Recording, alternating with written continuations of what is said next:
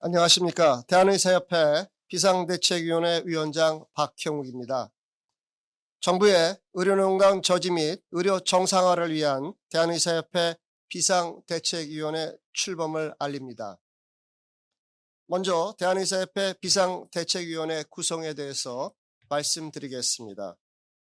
2024년 11월 16일 대한의사협회 대의원회 운영위원회는 정부의 의료농단 저지 및 의료 정상화를 위한 대한의사협회 비상대책위원회 구성 및 관련 사항에 대하여 논의하였습니다. 운영위원회는 15명 이내로 비대위를 구성하기로 의결하였습니다. 위원은 대의원회 운영위원회 추천 2명, 전국 시도의사회 의장단 협의회 추천 2명, 전국의과대학 교수협의회 추천 3명, 대한전공의협의회 비상대책위원회 추천 3명, 대한의과대학 의학전문대학원 학생협회 추천 3명, 위원장 추천 1명으로 구성되었습니다. 저는 사직전공의들과 의대생들의 의견을 반영하는 것이 중요하다는 판단하에 위 구성안을 제안하였고, 운영위원회는 재석 19명, 찬성 18, 반대 1이라는 압도적 숫자로 의결하였습니다. 굳은 신뢰를 보여주신 김경웅 대의원회 의장님을 비롯한 여러 운영위원님께 깊은 감사를 드립니다. 추천받은 명단은 별도의 표와 같습니다. 대한전공의협의회 비상대책위원회 박단 위원장은 비대위 위원으로 참여합니다. 동시에 6명의 자문위원이 위촉되었습니다. 표를 보시면 나상현 한미애 2분은 대한의사협회 대의원회 부의장으로서 여러 가지를 조정해 주실 것입니다. 이주병 충청남도 의사회장님과 최운창 전라남도 의사회장님께서는 지역사회의 여론을 전달하고 전체적인 내용을 조율해 주실 것입니다. 김창수, 배원하, 배장한 교수님은 각각 전국의과대학 교수협의회 회장, 부회장, 고문으로서 의과대학 교육과 전공의 수련에 대해서 조언해 주실 것입니다. 윤영선 바른의료연구소 소장께서는 사무총장으로 봉사해 주실 것입니다. 박단 대한전공의협의회 비상대책위원회 위원장을 포함한 2분의 위원, 그리고 대한의과대학 의학전문대학원 학생협회에서 추천한 3분이 역시 비상대책위원으로 활동해 주실 것입니다. 자문위원으로 안덕선 한국의학교육평가원장은 의학교육의 원칙을 지키고 의학교육의 질을 유지하기 위한 대책에 대해서 조언해 주실 것입니다. 이성환 대한공중보건의사회 협의회 회장께서는 이 사태가 공중보건과 지역의료에 대해 미치는 영향에 대해서 자문해 주실 것입니다. 이재용 프리드먼 연구원 원장과 장효건 인허무부 대표께서는 의료계 외부의 시각에서 조언을 해 주실 것입니다. 김현희 법무법인 의성 대표 변호사와 전성훈 법무법인 한별 변호사께서는 전공에 대한 법적 지원을 최우선적으로 조언해 주실 것입니다. 또한 전국운영위원회는 전국적인 특별위원회를 구성하여 지역 여론을 수렴하고 위기적 시기에 대비할 것을 권고하였습니다. 이는 앞으로 신속하게 진행할 것입니다. 두 번째, 정부의 신뢰회복 조치의 필요성에 대해서 말씀드리겠습니다. 대다수 국민 여러분은 파행적 의료 사태가 빨리 마무리되기를 바랄 것입니다. 저희 의사들도 당연히 그렇습니다. 선배 의사들이 투쟁을 위하여 전공의들과 의대생들에게 돌아가지 말라고 요구할 수는 없을 것입니다. 반대도 마찬가지입니다. 비대위는 그들의 의견을 존중할 것입니다. 물론 선배 의사들이 전공의들과 의대생들을 설득해야 한다는 분들도 있습니다. 그러나 불행하게도 정부의 모습을 보면 전공의들과 의대생들에게 정부를 믿으라고 하기 어렵습니다. 따라서 정부의 의료농단 사태가 악화된 과정을 되돌아보며 윤석열 대통령께서 신뢰 회복을 위한 조치를 해 주실 필요가 있다는 점을 말씀드리고 싶습니다. 첫째, 의대 정원 증원 규모에 대해 협의도 하지 않고 대한의사협회와 19차례나 협의했다고 사실과 다른 보고를 한 관계자를 찾아 합당한 책임을 물어주십시오. 저는 대한의사협회와 보건복지부 양자협의체인 의료현안협의체에 참여하였습니다. 여기서 의대 정원 증원 규모는 전혀 논의하지 않았습니다. 의대 정원 증원 집행정지 소송의 결정문에서도 2,000명이라는 숫자는 2024년 2월 6일 조기용 장관이 증원 발표 직전 열린 보건의료 정책 심의위원회에서 처음 밝혔다고 되어 있습니다. 누군가 윤석열 대통령에게 의대 정원 증원 규모에 대해 의협과 협의했다고 사실과 다른 보고를 하였고, 윤석열 대통령께서는 그들에게 속아 2024년 4월 1일 대국민 담화에서 사실과 다른 말씀을 하셨습니다. 돌이켜보면 정부는 의료현안협의체에서 일종의 알리바이를 만들고 있었습니다. 정부는 협의의 회피를 만드는 작업을 했습니다.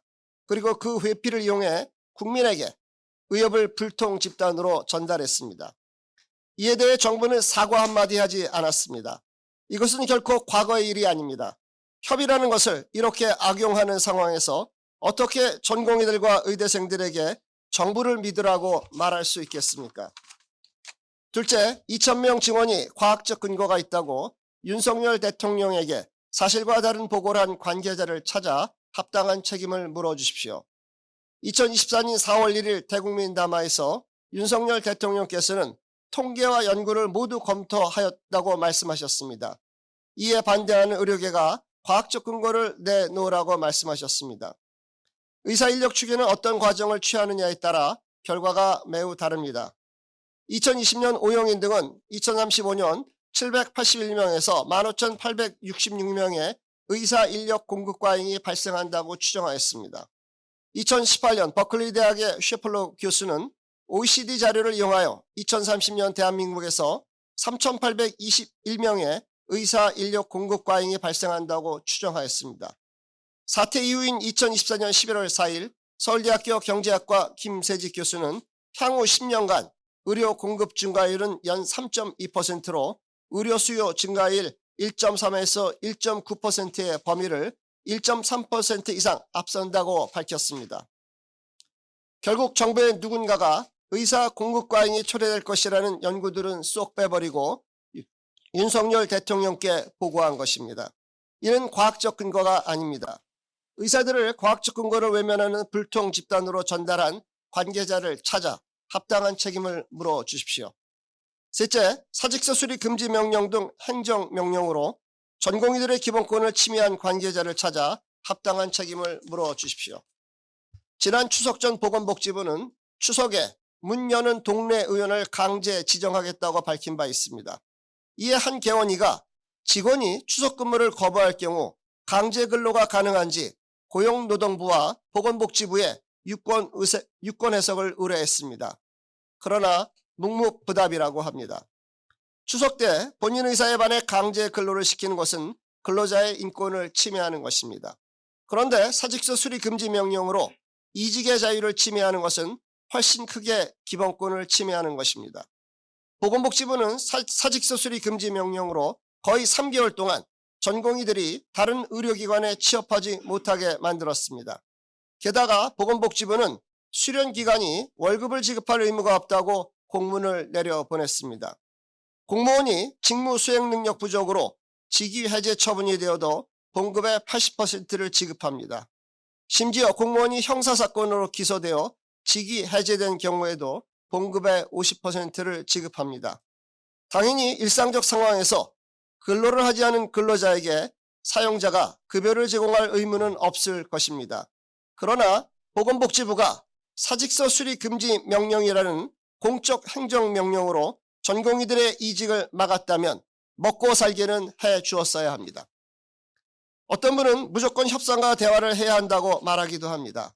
그러나 협의를 가장한 협의는 정부의 알리바이용으로 사용될 뿐입니다.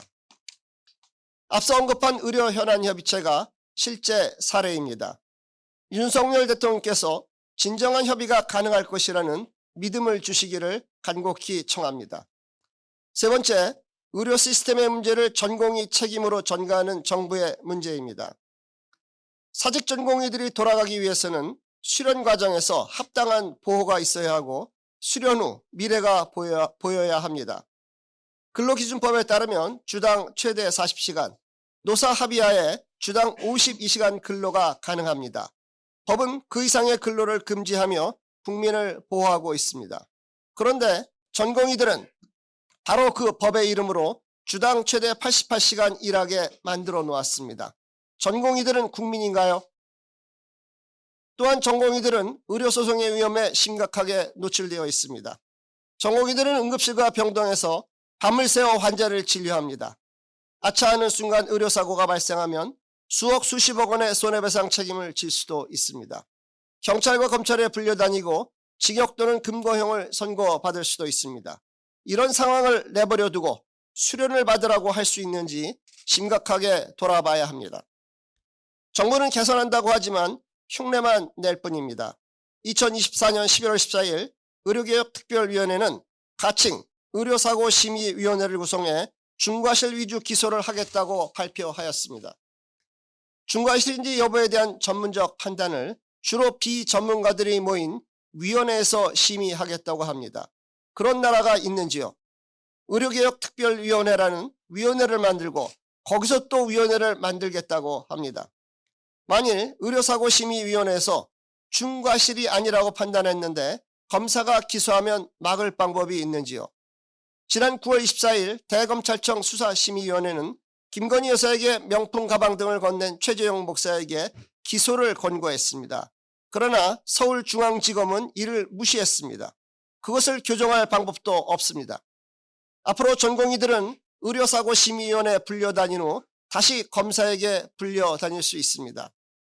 그런데 전공의들이 3, 4년간 가혹한 수련 환경을 견디고 전문의가 된다고 받는 건강보험 수가가 더 올라가는 것도 아닙니다. 전공의 수련을 받든 받지 않든 건강보험 수가는 동일합니다. 마치 보건복지부 사무관이 과장, 국실장으로 승진해도 똑같은 월급을 받게 만들어 놓은 거 비슷합니다. 만일 공무원들에게 이런 불공정한 제도를 강요한다면 아마도 모두 그만둘 것입니다. 그런데 2024년 9월 3일 한덕수 국무총리께서는 의료 공백 사태와 관련하여 환자를 떠난 전공의들이 제일 먼저 잘못했다고 비난하였습니다. 전공의들이 사직한 것은 벌써 6개월 전입니다. 만일 어떤 대기업에 경영위기가 왔는데 경영진이 그 책임을 6개월 전 사직한 비정규직 인턴 사원들에게 돌린다면 그것은 매우 이상한 것입니다. 현의료의 위의 근원은 의료 시스템의 문제입니다. 비정규직 근로자인 전공의들에게 주당 최대 88시간을 일하게 만들어 대학병원을 운영케 한 의료 시스템의 문제입니다.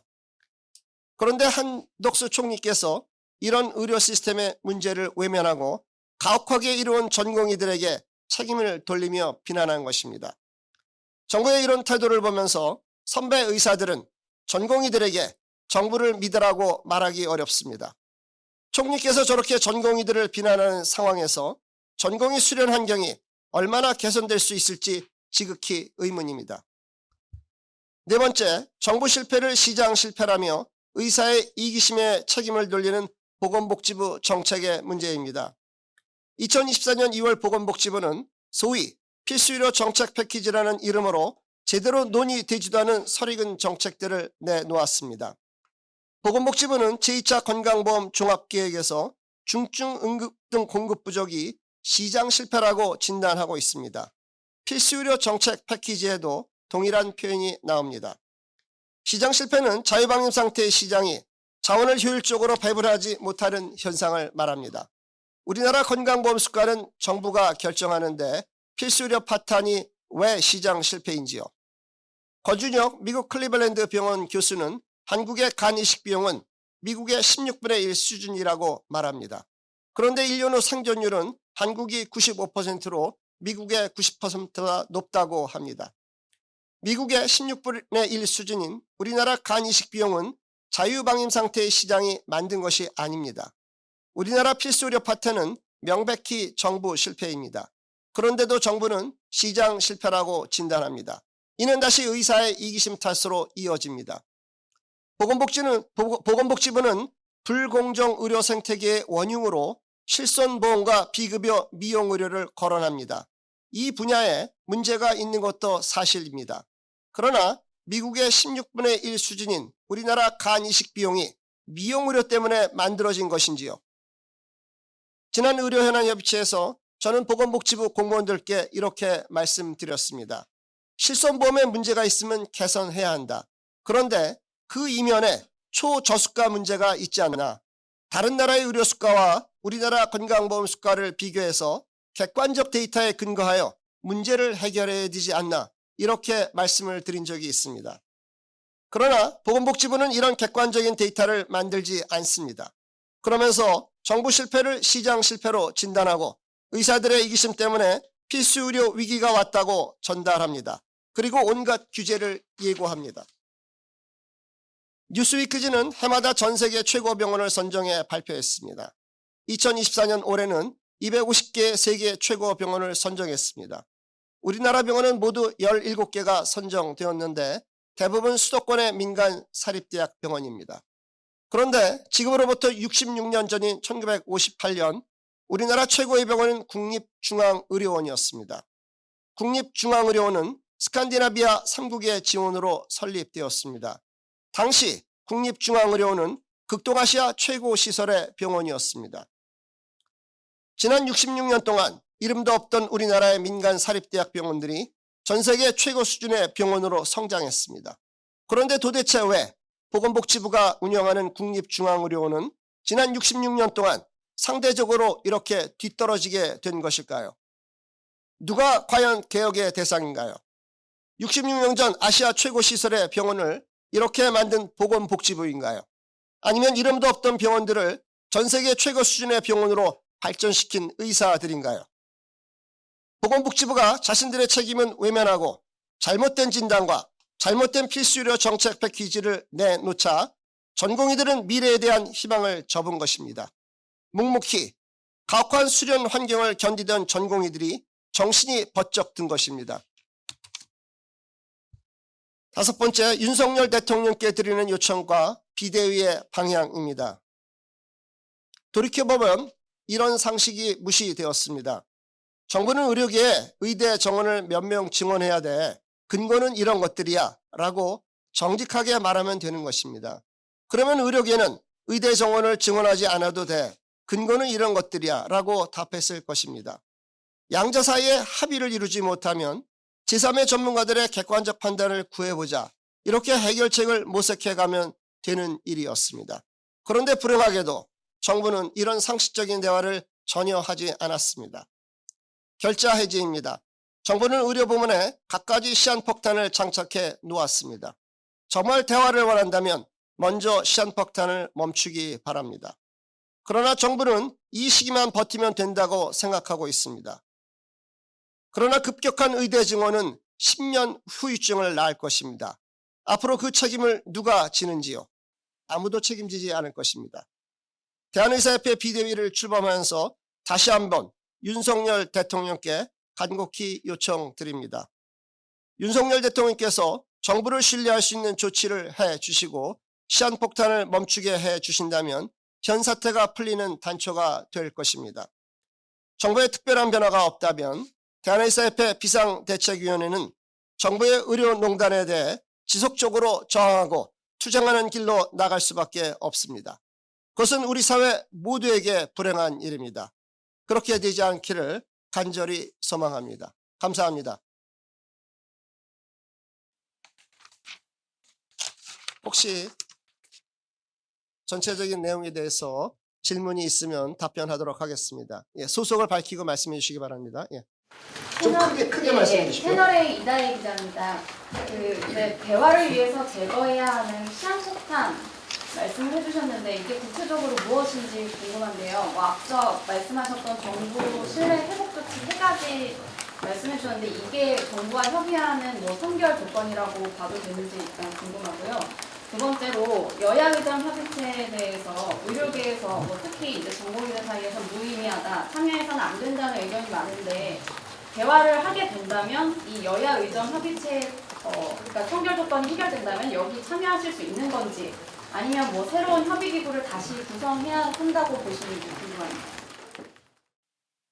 일단 시한폭탄이라고 상당히 여러 가지가 있습니다. 지금 지방의료는 이제 파탄 지경입니다. 정부가 지역의료 필수의료를 살리겠다고 이런 정책을 시행했는데 정반대의 현상이 발생하고 있습니다.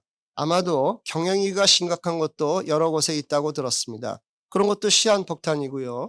또 내년 1월이 되면 신규 의사들이 배출되지 않습니다. 그렇다면 그들이 공중보건의사로 파견 가서 지역의료를 담당하게 될 텐데 지역의료에도 큰 어려움이 발생할 것입니다. 전문의가 배출되는 것도 굉장히 이제 적겠죠. 그러면 정부는 전문의 중심 병원을 만들다고 하는데 그 전문의들을 어디서 구할 수가 있겠습니까? 이런 것들이 모두 다 시한폭탄들입니다. 정부는 지금 이 순간만 모면하면 된다고 하지만 그 이후에도 계속 남아 있습니다. 의과 대학생들이 새로 신입생을 받고 예과에 들어가서 공부를 할 때 역시 시한폭탄이 터질 겁니다. 지금 대학에서는 온라인 교육을 준비한다 이런 얘기도 있습니다. 사람을 살리는 의과대학 교육을 온라인 교육으로 하겠다는 것은 정말 피해야 될 일이겠죠. 있을 수 없는 일입니다. 더 나아가서 몇 년 뒤가 되면 1, 2년 뒤가 되면 해부학 실습, 생리학 실습도 여러 가지 실습을 하게 됩니다. 그때 학생들을 가르칠 교수 요원들이 제대로 준비되지 않았습니다. 그런 피해는 학생들이 받게 되겠죠. 더 나아가서 3, 4학년이 되면 임상실습을 돕니다. 임상실습은 병원이 필요합니다. 환자가 필요한 거죠. 그런데 지금 수많은 대학에서 도저히 학생들을 가르칠 수 없을 정도로 그렇게 의과대학 증원을 해 놓은 상태입니다.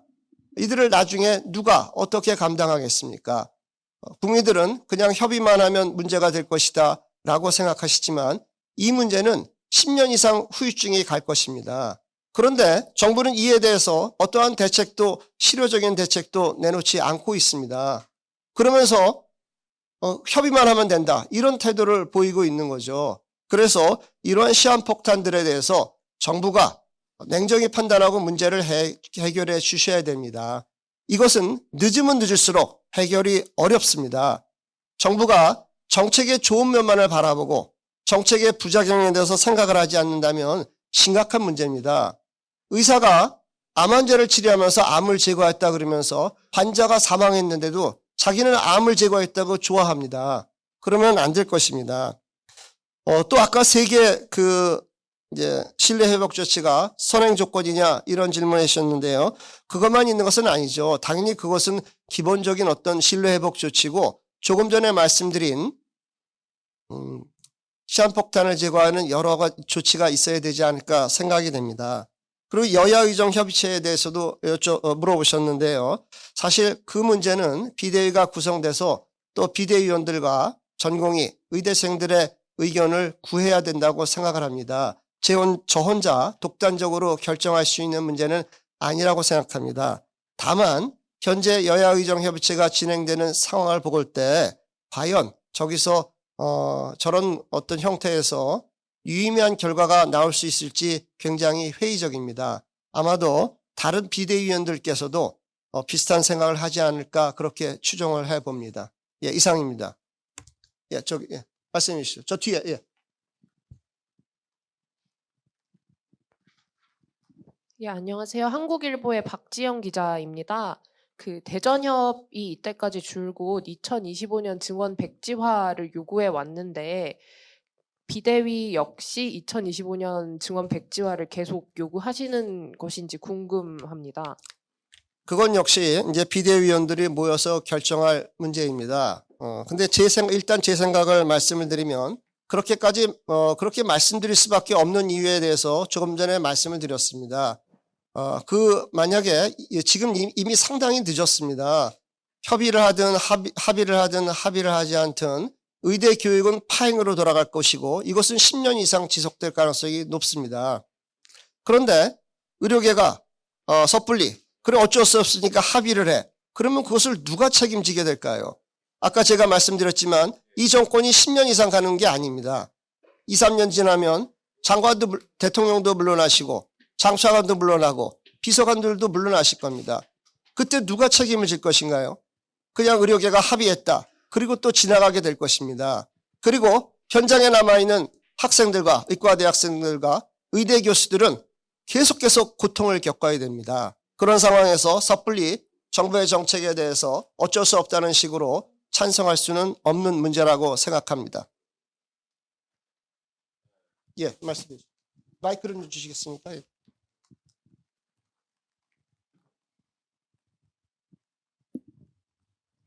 예, 안녕하세요. 문화일보 유민우 기자입니다. 지금 박단 비대위원장 외에도 확정된 비대위원이 있는지 질문드립니다. 예, 다시 한번. 예. 박단 비대위원장 외에도 확정된 비대위원이 있는지 질문드립니다. 박단 비대위원장을 예. 예. 예. 예. 결정은 됐습니다. 결정은 됐는데, 대한전공의회 비상대책위원 비상대책위원회에서 추천한 분들과 대한의과대학 의학전문대학원 학생협회에서 추천한 분들은 일단 비공개를 요청해 주셨습니다. 제 생각에는 나름의 또 이유가 있고, 그렇기 때문에 그 부분에 대해서는 당분간 그분들의 요청을 그대로 받아들일 생각입니다. 추후에 또 상황이 바뀌면 아마도 공개가 될 수도 있지 않을까 생각이 됩니다.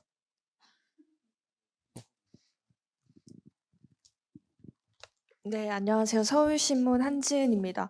앞으로 그 비대위 운영을 어떻게 하실 계획인지 좀 궁금한데, 예컨대 지난 비대위는 매주 브리핑을 한다든가 그런 식으로 운영을 했는데, 앞으로 브리핑도 비대위원장님이 계속 하시는 건지 아니면 박다한 비대위원장도 좀 전면에 나설 가능성이 있는 건지 여쭤봅니다. 예, 저도 네, 이런 일을 많이 해본 적이 없어서 대언론 대응이라든지 그런 게 좀 미숙할 수가 있습니다. 그런데 이제 일관된 메시지를 위해서 아무래도 제가 계속해서 말씀을 드리게 될 것 같습니다. 그 회의 일정에 대해서는 또 아마도 금주 내로 회의가 이제 진행이 될 것 같은데, 그 안에서 차후 어떤 스케줄로 비대위를 운영할 것인지 구체적으로 논의가 될 것입니다. 그 부분에 대해서는 추후에 또 말씀드리도록 하겠습니다. 여기 마이크 좀 주시겠습니다.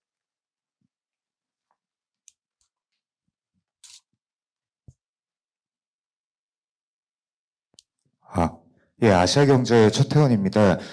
우선은 그 자문위원 분들의 구체적 역할이 어떻게 되는지가 궁금하고요. 그리고 향후에 지금 비대위 차원에서 회의 같은 경우에는 얼마나 자주 할지 지금 말씀 들어보니까 정해지진 않은 것 같은데, 염두에 두고 계시는 회의의 조금 주기가 어떻게 되는지, 그리고 회의 후마다 매번 브리핑이 있을지까지만 여쭤보고 싶습니다. 예. 일단 자문위원께서는 아까 6분을 이제 말씀드렸습니다. 최근에 이런 사태가 벌어진 이후에 놀랍게도 교육부는 의학교육의 원칙을 완전히 무시하고 있습니다. 정말 놀라운 일입니다. 교육을 하라고 만든 교육부가 의과대학 교육의 원칙을 완전히 무시하는 일이 벌어지고 있고, 더 나아가서 의과대학 인증평가를 담당하는 한국의학교육평가원을 무력화시키기 위한 시행령 등을 개정하려고 하고 있습니다. 이 부분에 대해서 의료계는 심각한 인식을 갖고 있습니다. 그래서 안덕선 한국의학교육평가원장에서는 이런 관점에서 의학교육의 질을 유지하고 인증평가의 적정성을 유지하는 그런 문제에 대해서 조언을 해 주시리라 생각을 합니다. 이성환 대한공중보건의사협회 회장은 지금 내년이 되면 신규 의사가 배출이 극도로 이제 떨어질 겁니다. 그러면 공중보건의사가 이제 파견되는 여러 가지 지역들이 있는데, 이런 지역들의 의료 공백이 심각해질 수가 있습니다. 그런 문제에 대해서 또 의료계는 정부의 어떤 대책을 요구하고 그래야 되지 않을까 생각이 됩니다. 그런 부분에 있어서 아마도 조언을 해 주실 수 있지 않을까 생각이 됩니다. 이재용 프리드먼 연구원 원장께서는 그동안 의료 문제에 대해서 여러 가지 이제 날카로운 비판을 해 주셨습니다. 또 반면 장효곤 인원부부 대표께서는 전략 컨설팅을 이제 하시는 전공하신 분으로서 조금은 이제 상반됩니다. 한 분은 날카롭게 여러 가지 문제를 지적해 주실 거고, 한 분은 좀 부드럽게 의료계가 어떻게 대응해야 되는지 말씀해 주실 것 같습니다. 이런 부분에 대해서 종합적으로 의료계 외부의 시각에서 이 문제를 국민에게 어떻게 알리면 되는지 조언해 주실 것이라고 생각합니다. 김현희 법무부 의성 대표 변호사님하고 전성훈 법무부의 한별 변호사께서는 과거에 의협 법제이사를 지내시기도 했습니다. 그리고 최근까지도 이 사태 초기부터 최근까지도 전공의들이 겪는 여러 가지 법적 어려움에 대해서 지원을 해주시고 계십니다. 그래서 이분들이 계속해서 전공의들이 겪는 법적 문제에 대해서 지원하고 조언해 주실 것으로 생각을 합니다. 회의 주기 같은 것은 사실 결정된 바는 없습니다. 아마도 이제 곧 이제 회의가 이제 구체적으로 이제 첫 번째 회의가 열리면 그 회의 주기라든지 이런 거에 대해서 논의가 있을 거고요. 그리고 아마도 제 생각에는 회의가 끝나면 제가 간략하게 보고하는 시간을 갖게 되지 않을까 생각이 됩니다. 아무래도 또 궁금하신 분들도 있고 그런 부분이 있을 것 같습니다. 다만 이제 또 정부가 어떤 조치를 하느냐에 따라서 또 저희가 대응할 수 있는 부분이 있고 또 대응할 수 없는 부분도 있을 것 같아서 그런 내용들을 고려해서 또 진행하도록 하겠습니다. 또 말씀해 주시죠. 네, 저 동아일보 김소영입니다. 올해 수능이 끝난 상황이어서 이제 의료계 일각에서는 2025년 증원 전면 백지화가 아니라 정원을 조정하는 방식에 대한 의견도 나오는 것으로 알고 있습니다. 수시 미충원 인원을 이제 정시로 이월하지 않거나 아니면 예비 합격자에 대한 선발 인원을 축소해서 정원을 줄이는 방식이 언급이 되고 있는데 이런 방식에 대한 위원장님 생각이 좀 궁금합니다. 글쎄 이미 그 방식에 대해서는 교육부가 부정적인 입장을 표명한 것으로 알고 있습니다.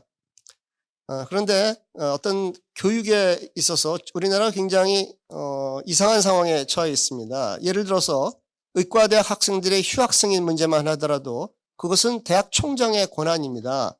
그것을 교육부 장관이 이래라 저래라 하는 그런 나라가 있을지 의문입니다. 그런데 우리나라에서는 대학 총장님께서 아마도 여러 가지 이유가 있을 것인데 교육부 장관의 입만 바라보고 교육부 장관이 승인을 하는지에 목매고 있는 나라가 되었습니다. 제 생각에는 권위주의 정권 하에서도 이런 일이 없었던 것으로 기억하고 있습니다. 이 문제는 의료계를 떠나서 우리 사회의 어떤 현실을 알려주고 있습니다. 그래서 과거 경험을 보면은 일본의 동경대 사태라든지 또 우리나라에서 세종대 사태한 경우에 그런 경우가 있어요. 90년대에 일어났던 사건인데요. 대학이 교육을 제대로 시킬 수 없는지를 판단해야 됩니다. 무조건 입학시키면 끝난다. 이거는 교육부가 해야 될 일이 아니죠. 그런데 문제는 교육부가 교육이 가능한지에 대해서 대학 총장님들이라든지 또는 보직 교수들의 말만 듣고 평가를 하고 있습니다. 현장에서 교육을 담당하는 의과대학의 목소리들은 전혀 반영되지 않고 있습니다.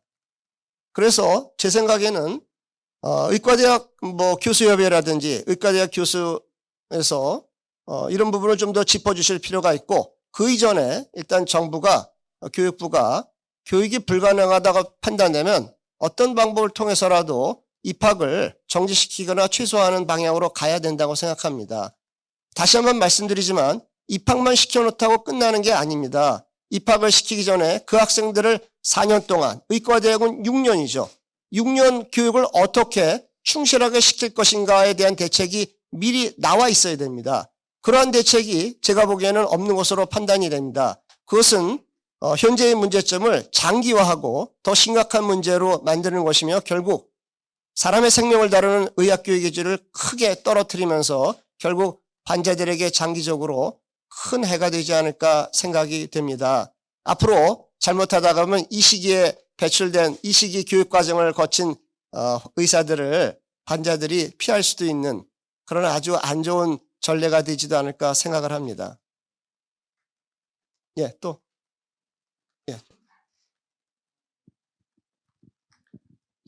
한국일보 박지영입니다. 한 가지만 더 질문 드리고 싶은데요. 이게 현장에서는 실제로 수능이 끝나고 정시 모집도 시작되는 상황이라 그러니까 증원된 TO가 입학하는 것을 막기 어렵지 않느냐는 이야기가 많이 나오는데 혹시 이 부분에 대해서 입학을 정지할 수 있는 그런 플랜이나 이런 걸 가지고 계신지 궁금합니다. 글쎄요, 그거는 계속해서 이제 비슷한 질문들이신데요. 정부가 고민해야 되고 또 교육부가 고민해야 될 문제가 아닐까 생각이 됩니다. 이 사태를 이렇게 만든 당사자가 교육부인데 그 해결책을 이제 저나 의료계나 의사단체에 계속 묻는 거는 조금 이상하지 않나 생각이 됩니다. 비슷한 질문들을 계속 하셔서 이렇게 말씀드리겠습니다. 예, 저 뉴스원 강승지입니다. 어제 국민의힘 여야의정 협의체 백브리핑에서 박형우 위원장님이나 의협 비대위에 연락을 시도해서 만나고 최대한 참여를 이끌겠다고 했는데, 일단 오늘 빨리 출범하셨으니까 빠르면 빨리 연락을 받는 것도 좋을 텐데, 혹시 오늘 연락 받으신 게 있다거나 혹은 뭐 비공개로라도 한동훈 대표나 뭐 정치권과도 접촉하실 의향이 있는지 여쭙습니다. 제가 어저께 이거 준비하느라고 새벽 4시 반에 자서 아침 7시 반에 일어났는데요. 아직까지 뭐 제가 핸드폰을 잘 못 봐서 연락받은 바는 없습니다. 당연히 문제 해결을 위해서 또 여러 정치권에 계시는 분들, 또 다른 뭐 시민사회에 계신 분들, 여러분들을 찾아뵙고 조언을 구하고 어떤 해결책을 모색하는 것은 비상대책위원장으로서 해야 될 일이라고 생각을 합니다. 앞으로 그런 부분에 대해서도 계속 노력하겠습니다. 혹시 뭐 추가 질문이? 예, 추가 질문이 없는 것 같습니다. 예. 비대위원이 이제 15명이잖아요. 예. 그러면은 이제 뭐 합의제인지 아니면 뭐 어떻게 중요한 의사결정을 할 때 뭐 전원 합의해야 되는지 뭐 아니면 뭐 과반인지 뭐 그런 거 좀 어떻게 계획하고 계신지 말씀해 주십시오. 기본적으로 이런 회의체는 이제 과반으로 의결을 하게 됩니다. 다만 제 생각에는 대원칙이 있습니다. 예를 들어서 이제 개원이 선생님들이 뭐 집단 행동이라든지 파업을 할 수 없다고 판단하는데 비상대책위원회란 이름으로 그분들에게 그런 투쟁을 해야 된다라고 말할 수는 없지 않을까 생각이 됩니다. 무슨 얘기냐면 어떤 위원회가 된다고 해서 당사자의 입장을 무시하고 일방적으로 의결을 통해서 이런 일을 따라야 한다. 그것은 피해야 할 일이 아닐까 생각을 합니다. 그래서 그런 부분들을 고려해서 또 전공의 비상대책위원회에서 추천하신 분들, 또 의과대학, 의학전문대학원 학생협회에서 추천하신 분들의 의견을 잘 수렴해서 무리한 결정이 나가지 않도록 노력하겠습니다. 저 뒤쪽에. 예.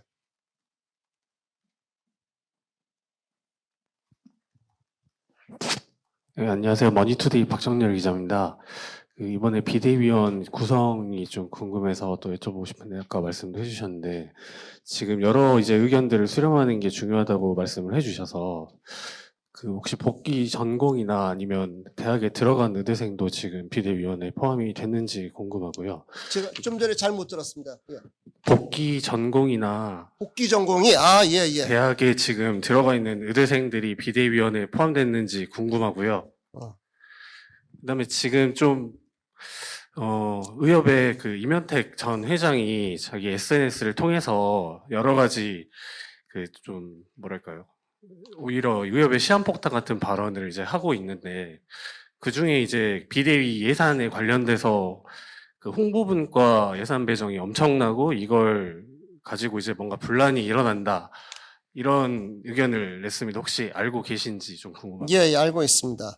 일단 첫 번째 질문에 대해서는 우리 이제 여기 전공이 저도 비상대책위원회에서 추천하신 분들 중에는 복귀 전공의는 없는 것으로 알고 있습니다.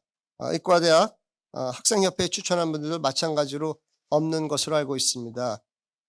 일단 그런 부분들의 의견도 중요하리라고 생각합니다. 앞으로 또 기회가 됐는 대로 그런 분들의 의견도 수렴할 수 있는 기회를 갖도록 하겠습니다. 그런데 이런 문제에 있어서는 사실 전체적인 어떤 견해가 중요하지 않을까 생각이 됩니다.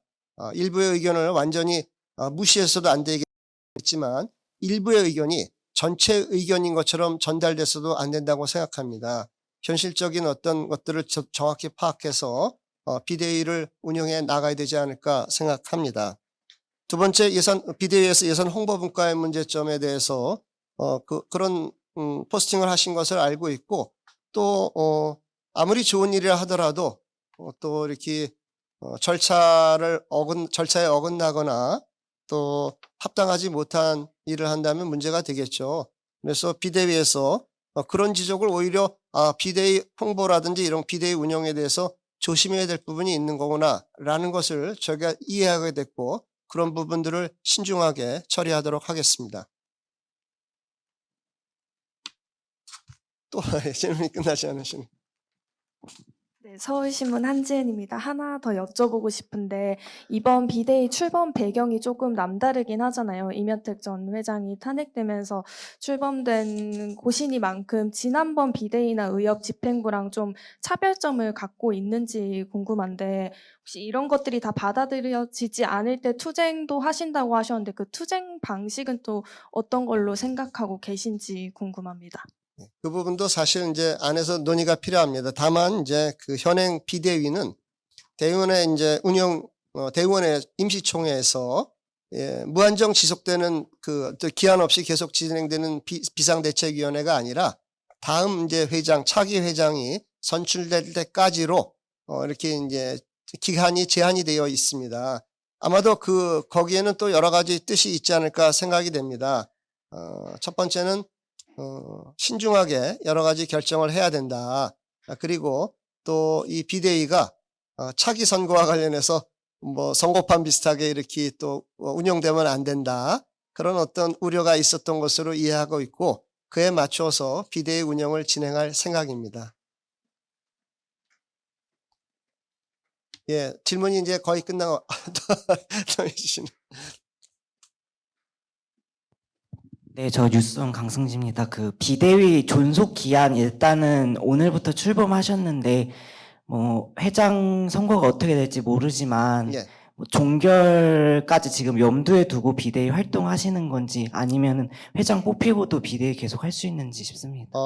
일단 그 종결 시점은 1월 아마 초쯤에 차기 회장 선거가 있을 것으로 생각이 됩니다. 정확한 날짜는 제가 기억을 하지 못하는데요. 그때까지 존속하도록 되어 있습니다. 그러니까 계속되는 것은 아닙니다. 당연히 그런 전제하에 출범한 비대위이기 때문에 그런 부분이 있다는 것을 유념해가지고 운영할 예정입니다.